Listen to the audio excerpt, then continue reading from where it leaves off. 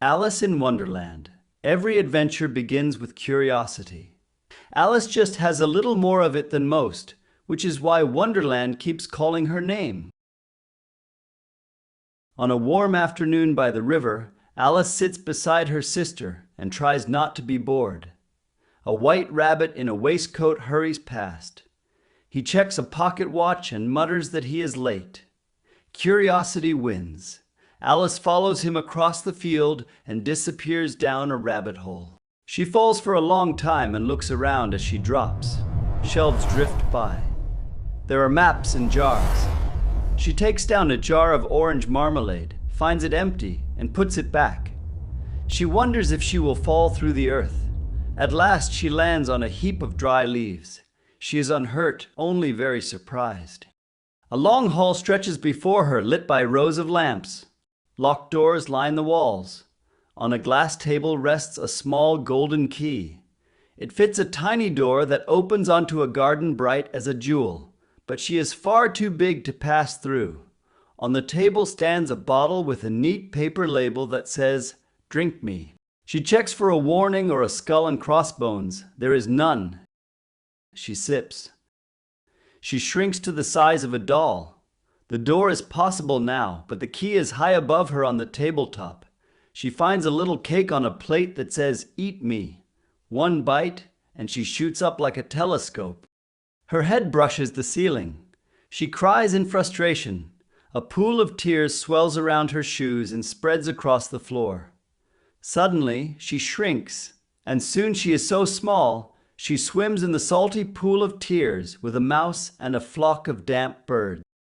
They clamber ashore and hold a caucus race to get dry. There is no start and no finish. They run in circles until the dodo declares that everyone has won and must have prizes. Alice hands out comfits and receives a solemn thimble in return. The prize feels ridiculous, but she thanks them. The white rabbit scurries by and mistakes Alice for his housemaid. "Marianne, fetch my gloves and fan." She hurries to his cottage, finds an unmarked bottle and drinks.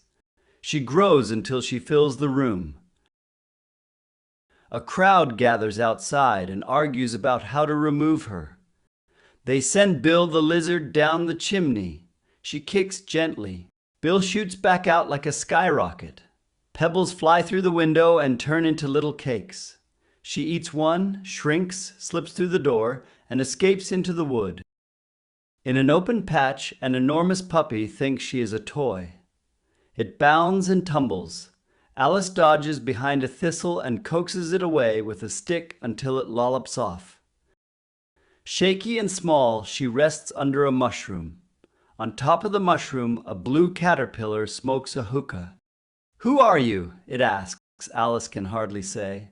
She has been many sizes today. The caterpillar is not impressed. At last it tells her that one side of the mushroom makes her taller and the other makes her shorter. She breaks off 2 pieces and experiments. A nibble from one side stretches her neck like a telescope. A nibble from the other shrinks her until her feet vanish in the grass. With careful bites she becomes a sensible height again. A pigeon scolds her and calls her a serpent. A fish footman delivers an invitation for the Duchess.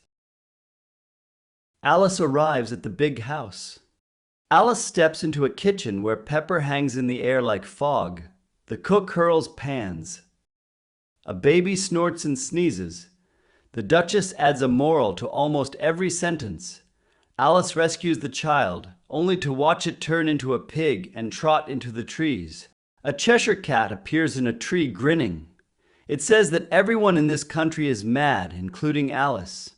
If she wants company, she can visit the March Hare or the Hatter. The cat fades slowly until only the grin remains. Alice chooses the March Hare's house. The chimneys look like ears. A very long table sits under the trees, crowded at one corner by the March Hare, the Hatter, and a sleepy dormouse. "No room," they say, although the table stretches on and on. They offer wine where there is none. They ask riddles without answers. "Why is a raven like a writing desk?" asks the Hatter. then admits he does not know. The Dormouse tells a dreamy story about three sisters who live in a treacle well. The Hatter says time has quarreled with him, so it is always 6 o'clock. Tea never ends. Cups are moved around the table as if that will help. Annoyed and no wiser, Alice leaves while they try to push the Dormouse into a teapot. She steps through a door set in a tree and finds herself back in the lamplit hall. This time she pockets the key before changing size with the mushroom. She unlocks the tiny door and walks into the garden at last. Card gardeners labeled 25 and 7 are painting white roses red. They planted the wrong tree and fear the Queen's temper. The royal procession arrives. The White Rabbit serves as herald. The King parades with great seriousness. The Queen of Hearts follows with a face like a storm. "Who is this?" she snaps at Alice, then orders beheadings as if she is handing out sweets. A game of croquet begins. The balls are hedgehogs. The mallets are flamingos that keep turning their heads to look at Alice. The arches are card soldiers who wander off when they get bored. Nothing is straight. The Queen shouts, "Off with their head," so often that Alice wonders if there will be enough people left to play. The Cheshire Cat reappears above the lawn, still only half there. It teases the King. The Queen orders the executioner to cut off the cat's head. Only the head is visible. The executioner says he cannot cut off a head if there is no body. The King insists that he can cut anything. They argue until the cat fades away and leaves them debating a patch of air. A griffin trots up and says the Queen has sent for Alice. It takes her to the shore where the Mock Turtle sits and weeps. Between sobs, the Mock Turtle speaks of school under the sea. The lessons included reeling and writhing, and then ambition, distraction, uglification, and derision. They describe the Lobster Quadrille, a dance with many bows and many partners and a jump out to sea at each turn. They sing "Beautiful Soup" in a voice so sad that Alice tries not to laugh. A trumpet sounds from the palace. "Come the trial," says the Gryphon. In the courtroom the King wears a judge's wig, and the Queen glowers beside him. The charge is printed in rhyme. The Knave of Hearts is accused of stealing the Queen's tarts. Jurors with slates write their names at once, so they will not forget them. The White Rabbit acts as herald. Witnesses file in. The Hatter shambles up with his teacup and saucer. He fumbles and contradicts himself. The King asks questions that prove nothing. The March Hare and the Dormouse add confusion without facts. A letter is read aloud. It sounds important but makes no sense. The King urges the jury to consider its verdict before the evidence is given. Alice begins to grow again. The King invents a new rule. Anyone more than a mile high must leave the court. Alice refuses. The Queen demands sentence first and verdict afterwards. Alice calls that nonsense. She is no longer the girl who cried in a pool of tears. She has learned to ask for reasons and to hold her ground. The Queen shrieks for the sentence. The court erupts. Cards rise into the air and fly at Alice like a storm. She lifts her hands and bats them aside. Leaves flutter against her face. She wakes on the riverbank with her head in her sister's lap. The afternoon is warm and ordinary. The playing cards were only leaves.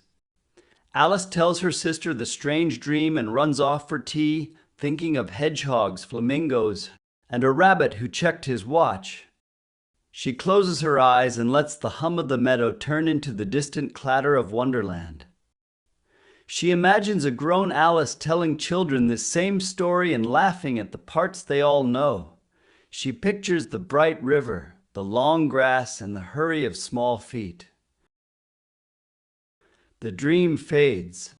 Curiosity can lead you far from home, and it can teach you who you are. Rules should make sense. If they do not, you are allowed to say so. By the end, she is still the same girl, but she knows how to speak up. That certainty is better than any magic. It is something you can carry out of a dream and use in the daylight. Thanks for joining us at Lazy Listen. Stay curious, subscribe for more, and pick your next story from our channel.